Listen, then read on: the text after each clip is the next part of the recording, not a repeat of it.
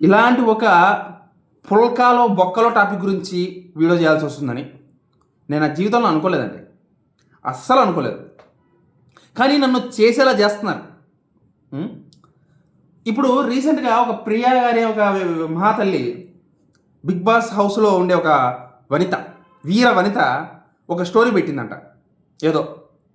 ఏది టాప్ 5లో ఉండేవాడిని fake bondings, అలా నేను కూడా ఫేక్ బాండింగ్స్ పెట్టుకుని టాప్ 5లో ఉండేదాన్ని అని చెప్పేసి ఒక బొక్కలో స్టోరీ పెట్టిందంట. దానికి కొంతమంది కేటీఎఫ్ మ్యూచువల్ ఫ్యాన్స్ కొంతమంది ఏంటి కళ్యాణ్ తనుజాది ఫేక్ బాండింగ్గా వాళ్ళు నటించారా అని చెప్పేసి ఆ స్టేటస్ని నమ్మేసి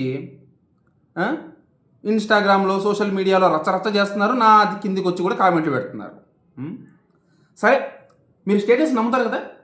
ఇప్పుడు నేనున్నాను, ప్రధానమంత్రి నరేంద్ర మోడీ గారు పరిగెత్తుకుంటూ వెళ్ళిపోయి ప్యారిస్కి ఆటం బాంబుతో ఐఫెల్ టవర్ని పేల్చేశాడని చెప్పి స్టోరీ పెడతాను. నమ్మేస్తారా? చెప్పండి, నమ్మేస్తారా? కొంచెమన్నా కామన్ సెన్స్ ఉండాలి. నమ్మితే ఏమంటారు తెలుసా? వాళ్ళని ఎర్రి గొర్రెలు అంటారు.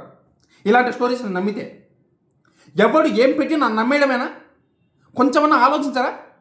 అంటే 105 రోజులు మనం చూసింది డ్రామాలు అని చెప్పేసి ఒక్క స్టోరీతో మీరు డిసైడ్ అయిపోయారా? 105 రోజులు చూసింది మనం డ్రామాలు అని చెప్పి మీరు నమ్ముతున్నారా? మన కళ్ళు మనల్ని మోసం చేశారని మీరు నమ్ముతున్నారా? అసలు ఆ ప్రియా ఆ బిగ్ బాస్ హౌస్లో ఉంది ఎంతకాలం అండి? మహా అయితే 4-5 వారాలు, అంత కూడా ఉందో లేదో నాకు డౌట్. 4-5 వారాలు లేకుండా దాన్ని భరించలేక బయట దొబ్బేశారే జనాలు. అలాంటి మహాతల్లి ఒక స్టోరీ పెడితే దానికి 105 రోజులు లైవ్ ఎపిసోడు అన్సీన్ అన్నీ చూసిన మనం వాళ్ళది ఫేక్ బాండింగ్ అని చెప్పేసి నమ్ముతున్నాం. ఇంత ఎర్రి గొర్రెలు ఎడ్డిగాళ్ళు ఉన్నారు మన ఫ్యాన్స్లో. కాబట్టి హేటర్స్ ఇలా ఆడేసుకుంటున్నారు మనల్ని. హేటర్స్ ఇలా ఆడేసుకుంటున్నారు ఎందుకు అంటే ఇలాంటి వాళ్ళు ఉన్నారు బట్టే, ఇలాంటి వాటిని నమ్మబట్టే. కొంచెమన్నా కామన్ సెన్స్ ఉందా నమ్మడానికి?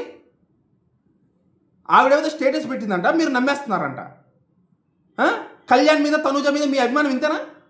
మీరు ఇంతేనా అభిమానించింది వాళ్ళని?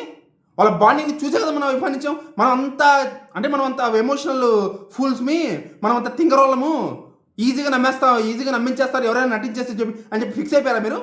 వాళ్ళు ఈజీగా యాక్ట్ చేసేస్తే మనం నమ్మేస్తామని ఫిక్స్ అయిపోయారా మీరు?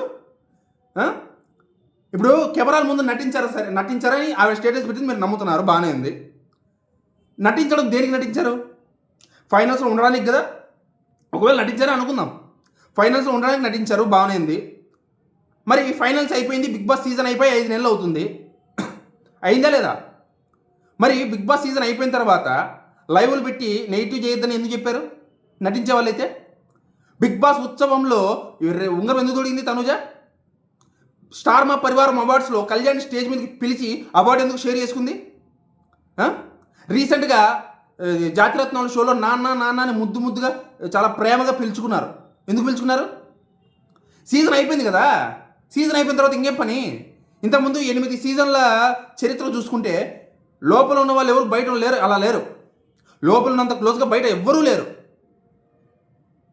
కదా. వాళ్ళందరూ కరెక్ట్, వాళ్ళందరూ ఒరిజినల్ బాండింగు. బయటకు వచ్చిన తర్వాత కూడా లోపల ఎలా ఉన్నారో అలాగే ఒక్క 1% కూడా చేంజ్ లేకుండా అలానే ఉన్న వాళ్ళు మాత్రం వీళ్ళది మాత్రం ఫేక్ బాండింగా? అది మీరు నమ్ముతున్నారా? నమ్మే వాళ్ళని అడుగుతున్నారు, నమ్ముతున్నారా మీరు? ఇంత ఎడిగాలేంటి మీరు? నాకు పిచ్చి కోపం వచ్చింది నాకు నిజంగా. అంటే తనూజాని కళ్యాణ్ని వాళ్ళు యాక్టింగ్ చేస్తున్నారంటే మీరు నమ్మేస్తున్నారు. మీరు ఫ్యాన్సా అని అడుగుతున్నా. ఏం ఫ్యాన్స్ అయ్యా మీరు? నాకు అర్థం కాదు. కళ్యాణ్ తనూజ మ్యూచువల్ ఫ్యాన్స్ అని చెప్పుకునే వాళ్ళు వాళ్ళని నమ్మాలి, వాళ్ళ మీద నమ్మకం ఉండాలి. ఆ నమ్మకం లేని ఫ్యానిజం ఎందుకు? నాకు అర్థం కాదు. అభిమానం ఎందుకు? ఆ నమ్మకం లేని అభిమానం కట్టగట్టి సముద్రంలో పడేయండి మీ అభిమానాన్ని తీసుకెళ్ళి. చాలా ఇరిటేషన్ వచ్చింది ఫ్రెండ్స్ నాకైతే నిజంగా. అలా నమ్మి సోషల్ మీడియాలో రచ్చ చేసే వాళ్ళ గురించి నిజంగా చెప్తున్నాను. వాళ్ళు నిజంగా ఫ్యాన్సో లేకపోతే నిజంగా యాంటీ ఫ్యాన్స్లా ముసుగు కప్పుకొని తిరుగుతున్నారో నాకైతే తెలియదు. కానీ నిజంగా మీరు నమ్మితే మాత్రం, చూసేవాళ్ళు ఎవరైనా సరే దీన్ని నమ్మితే మాత్రం మీ అంత ఇడిగలు లేరు. ఫ్రాంక్గా చెప్తున్నా, మీ అంత ఇడిగలు ఎర్రి గొర్రెలు ఇంకొకరు లేరు. ఓకేనా? దయచేసి నమ్మకండి. నా దగ్గరికి వచ్చి ఇలాంటి కామెంట్లు పెట్టకండి. మీరు నమ్మినా మీ దగ్గర పెట్టుకోండి, నా దగ్గర రాకండి దయచేసి.